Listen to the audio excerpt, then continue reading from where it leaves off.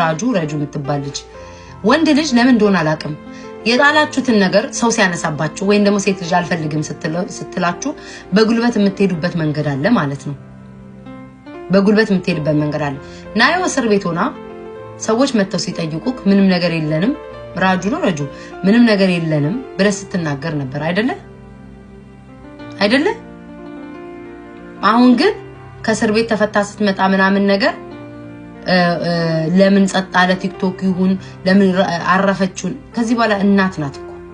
የልጅ እናት ናት ማክበር ነው ያለብክ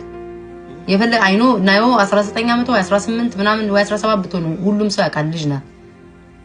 ግን ልጅ አላት ማክበር አለብክ እናት ናት ልጇን በስነ ስርዓት ታሳድግ ወንዶች የጣሉባችሁ ንቃስ ሰው ሲያነሳባችሁ ወይም ሴት አልፈልግም ስትላችሁ በጉልበት የምትሄዱበት ርቀት አለ በጣም ነው የምታስጠላው እሺ ተከብረ ተቀመጥ ያለበለዛ ግን ማለት ነው አፌን ከፍታለሁ ብትል እሷ አትመልስልም እኛ አለን እየወጣ ነው ወገብ የምንል